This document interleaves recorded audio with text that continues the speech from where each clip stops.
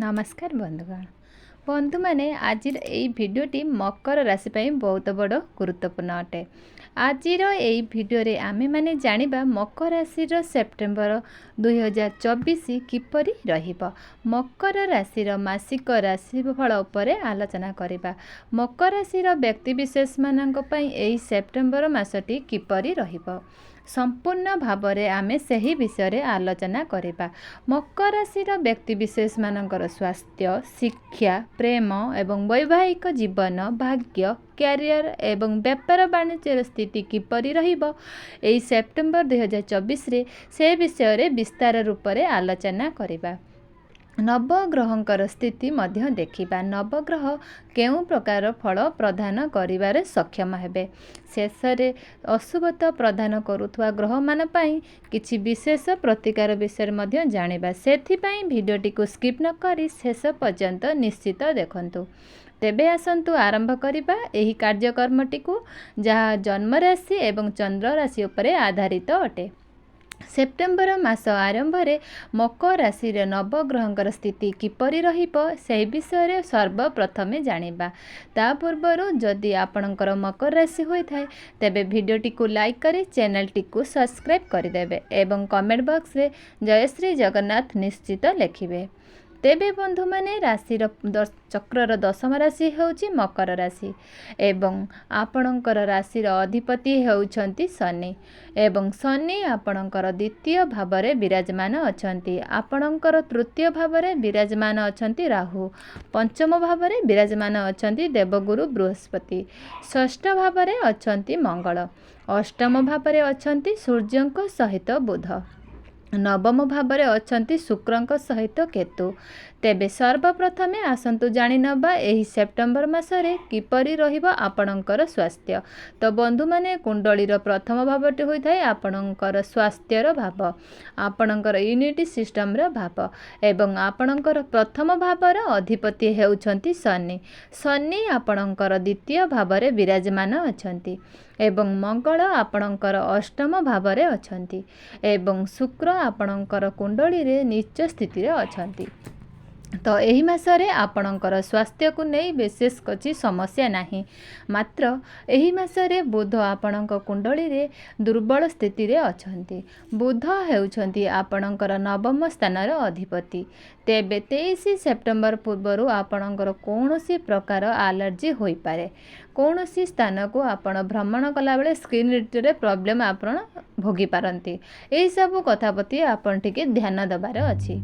निजर खाद्यपेय उपरे नियंत्रण रखिबार अछि। 23 सेप्टेम्बर पूर्वरु एलर्जी एवं इन्फेक्शन एही सब समस्या को आपण ध्यान रखिबार अछि। एहा व्यतीत एही मासरे आपणकर अन्य कोनोसी स्वास्थ्य संबंधित समस्या देखा जाउ नाही एवं एही समय रे आपणकर किछि बुध दुर्बल स्थिति रे थिबा लागि देखा जिवो। कारण बुध आपणकर अष्टम भावरे विराजमान अछंती एवं अग्नि राशि विराजमान अछंती। आपणकर शनि 7.5 चली आपणकर कुंडली रे सर्व शनि मजबूत स्थिति अछंती। एही मासरे आपणकर कौनसी बड़ स्वास्थ्य समस्या देखा देउ नाही। एबे आसंतु जानिबा आपणकर शिक्षा जीवन किपरि रहिबो एही सेप्टेम्बर 2024 रे। विद्यार्थी मानक पई किपरि रहिबो एही सेप्टेम्बर मासटी। तो बंधु माने कुंडलीर पंचम भावटी होई थाए आपणकर शिक्षार भाव एवं आपणकर पंचम भावरे विराजमान अछंती गुरु। गुरु आपणकर पंचम भाव रही आपणकर ज्ञान प्रदान करुछंती, मैच्योरिटी प्रदान करुछंती, आपणक मध्य बुद्धिमत देखौछंती। मात्र पंचम भावर आपणकर अधिपति शुक्रंक सहित केतु मध्य अवस्थान करिछंती एवं शुक्र आपणकर कुंडली रे नीच स्थिति रे मध्य अछंती, जहा फल रे एही समय रे आपणकर मन डाइवर्ट होई पारे एवं आपणकर मन रे नेगेटिव मध्य आसी पारे। कारण शुक्र आपणक कुंडली रे नीच स्थिति रे अछंती। तबे बंधु माने 18 सेप्टेम्बर पूर्वरु आपणक सहित एही सबु समस्या होई पारे। मात्र 18 सेप्टेम्बर परे आपणकर पाठपढ़ार स्थिति बहुत भल रहिबो। एबे आसंतु जानिबा आपणकर प्रेम जीवन किपरि रहिबो एही सेप्टेम्बर 2024 रे। तो बंधु माने आपणक कुंडलीर पंचम भावटी आपणकर पाठपढ़ार हेबा सहित पंचम भावटी आपणकर ପ୍ରେମ ଜୀବନର ଭାବ, ଆପଣଙ୍କର ସନ୍ତାନର ଭାବ ଏବଂ ଆପଣଙ୍କର ପଞ୍ଚମ ଭାବର ଅଧିପତି ହେଉଛନ୍ତି ଶୁକ୍ର ଏବଂ ଶୁକ୍ର ଆପଣଙ୍କର ନବମ ସ୍ଥାନରେ କେତୁଙ୍କ ସହିତ ନିଜ ଅବସ୍ଥାରେ ଅଛନ୍ତି ଏବଂ ଆପଣଙ୍କର ପଞ୍ଚମ ଭାବରେ ଅବସ୍ଥାନ କରୁଛନ୍ତି ଦେବଗୁରୁ ବୃହସ୍ପତି। ଏହି ମାସରେ ଆପଣଙ୍କର ପ୍ରେମ ଜୀବନ ବହୁତ ଭଲ ରହିଛି। ମାତ୍ର ଶନି ଆପଣଙ୍କର ଦ୍ୱିତୀୟ ସ୍ଥାନରେ ଆପଣଙ୍କର ବାଣୀ ଭାବରେ ଅବସ୍ଥାନ କରାଇଛନ୍ତି। ସେଥିପାଇଁ ଏହି ମାସରେ ଆପଣଙ୍କର ନିଜ ବାଣୀ ଉପରେ ସଜମତା ରଖିବାର ଅଛି।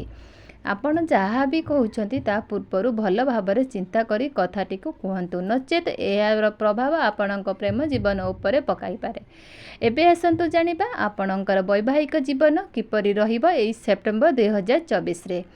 ତ ବନ୍ଧୁମାନେ, କୁଣ୍ଡଳୀର ସପ୍ତମ ଭାବର ହୋଇଥାଏ ଆପଣଙ୍କର ବୈବାହିକ ଜୀବନର ଭାବ, ଆପଣଙ୍କ ଜୀବନ ସାଥୀର ଭାବ ଏବଂ ଆପଣଙ୍କର ସପ୍ତମ ଭାବର ଅଧିପତି ହେଉଛନ୍ତି ଚନ୍ଦ୍ରମା, ଯିଏକି ପ୍ରତ୍ୟେକ 2 ଦିନରେ ନିଜ ରାଶି ପରିବର୍ତ୍ତନ କରିଥାନ୍ତି। ତେବେ 20 ସେପ୍ଟେମ୍ବର ପୂର୍ବରୁ ଆପଣଙ୍କର ବୈବାହିକ ଜୀବନରେ କିଛି ସମସ୍ୟା ଦେଖାଦେଇପାରେ। ଆପଣ ନିଜର ଲାଇଫ୍ ପାର୍ଟନରଙ୍କର କଥା ସମ୍ପୂର୍ଣ୍ଣ ରୂପରେ ଶୁଣନ୍ତୁ, ତାପରେ ହିଁ ଆପଣ କିଛି ଓପନିଂ ଦିଅନ୍ତୁ। ନ ବୁଝି ନ ସୁଝି କୌଣସି କଥା ବି କୁହନ୍ତୁ ନାହିଁ, କୌଣସି ଡିସିସନ୍ ମଧ୍ୟ ନିଅନ୍ତୁ ନାହିଁ। ମଙ୍ଗଳ ଆପଣଙ୍କର ଖରାପ ସ୍ଥିତିରେ ଥିବା ଯୋଗୁଁ ଆପଣଙ୍କ ମଧ୍ୟରେ ଆଗ୍ରେସନ୍ ଦେଖାଦେଇପାରେ ଏବଂ ଆପଣ ଏପରି କଥା କୌଣସି ଲାଇଫ୍ ପାର୍ଟନରଙ୍କୁ କହିଦେଇପାରନ୍ତି ଯାହାକୁ ଖରାପ ଲାଗିପାରେ। ଏବେ ଆସନ୍ତୁ ଜାଣିବା ଆପଣଙ୍କ ଗୁରୁତ୍ୱପୂର୍ଣ୍ଣ ବିଷୟ, ଆପଣଙ୍କର କ୍ୟାରିୟର ଭାଗ ଏବଂ ଆପଣଙ୍କର ବେପାର ବାଣିଜ୍ୟ କିପରି ରହିବ। ବନ୍ଧୁମାନେ, ଆପଣଙ୍କର ବେପାର ବାଣିଜ୍ୟ ନବମ ଭାବଟି ହୋଇଥାଏ ଭାଗ୍ୟର ଭାବ, ଦଶମ ଭାବଟି ହୋଇଥାଏ ଆପଣଙ୍କର କ୍ୟାରିୟର ଭାବ, କାର୍ଯ୍ୟକ୍ଷେତ୍ରର ଭାବ। ଆପଣଙ୍କର ନବମ ଭାବର ଅଧିପତି ହେଉଛନ୍ତି ବୁଧ, ଯିଏକି ଆପଣଙ୍କର ଅଷ୍ଟମ ଭାବରେ ବିରାଜମାନ ଅଛନ୍ତି ଏବଂ ଆପଣ ଯେପର୍ଯ୍ୟନ୍ତ ବୁଧ ଆପଣଙ୍କର ଅଷ୍ଟମ ଭାବରେ ଅଛନ୍ତି ସେପର୍ଯ୍ୟନ୍ତ ଆପଣଙ୍କର କୌଣସି ଡିସିସନ୍ ନିଅନ୍ତୁ ନାହିଁ, କାରଣ ସେପର୍ଯ୍ୟନ୍ତ ଆପଣଙ୍କର ଭାଗ୍ୟ ଦୁର୍ବଳ ରହିବ, ଆପଣଙ୍କୁ ଭାଗ୍ୟ ସାଥ ମିଳିବ ନାହିଁ। ମାତ୍ର 23 ସେପ୍ଟେମ୍ବର ପୂର୍ବକୁ ଆପଣଙ୍କର ଭାଗ୍ୟସ୍ଥାନର ଅଧିପତି ଭାଗ୍ୟ ସ୍ଥାନରେ ବିରାଜମାନ କରିବେ, ଅର୍ଥାତ୍ ବୁଧ ନବମ ସ୍ଥାନକୁ ଚଳନ କରିବେ। 23 ସେପ୍ଟେମ୍ବରରେ ଆପଣଙ୍କର ଭାଗ୍ୟ ସମ୍ପୂର୍ଣ୍ଣ ରୂପରେ ଆପଣଙ୍କୁ ସାଥ ଦେବ। ତ ଯେକୌଣସି ବି ବଡ଼ କାର୍ଯ୍ୟ କରିବାକୁ ଚାହୁଁଛନ୍ତି, କୌଣସି ବଡ଼ କାର୍ଯ୍ୟ କରିବାର ଆରମ୍ଭ କରିବାକୁ ବି ଚାହୁଁଛନ୍ତି, କୌଣସି ଇନଭେଷ୍ଟମେଣ୍ଟ କରିବାକୁ ଚାହୁଁଛନ୍ତି, ଟ୍ରେଡ଼ିଂ କରୁଛନ୍ତି କିମ୍ବା କୌଣସି ବଡ଼ ଡିସିସନ୍ ନେବାକୁ ଚାହୁଁଛନ୍ତି, ତ ଏଇ 23 ସେପ୍ଟେମ୍ବର ପରେ ଏସବୁ କାର୍ଯ୍ୟ କରନ୍ତୁ, ଆପଣଙ୍କୁ ସଫଳତା ମିଳିବ, କାରଣ ସେତେବେଳେ ଆପଣଙ୍କର ଭାଗ୍ୟ ମଜବୁତ ହେବ ଏବଂ ପ୍ରତ୍ୟେକ ସ୍ଥିତିରେ ଆପଣଙ୍କୁ ଭାଗ୍ୟର ସାଥ ମିଳିବ।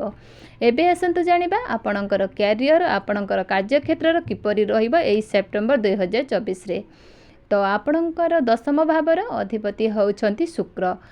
ଶୁକ୍ର ଆପଣଙ୍କର ଭାଗ୍ୟ ସ୍ଥାନରେ ବିରାଜମାନ ଅଛନ୍ତି, ମାତ୍ର ଶୁକ୍ର କେତୁଙ୍କ ସହିତ ବିରାଜମାନ ଅଛନ୍ତି, ଯାହାଫଳରେ ଆପଣଙ୍କ ନିଜର କାର୍ଯ୍ୟରେ ଅସନ୍ତୁଷ୍ଟ ଅନୁଭବ କରିବେ। କେତୁ ହେଉଛନ୍ତି ଜଣେ ମୁଣ୍ଡବିହୀନ ଗ୍ରହ। କେତୁଙ୍କ ସହିତ ଶୁକ୍ର ବିରାଜମାନ ଅର୍ଥାତ୍ ଆପଣ ନିଜ କାମରେ ହିଁ କମିନି ବାହାର କରିବେ।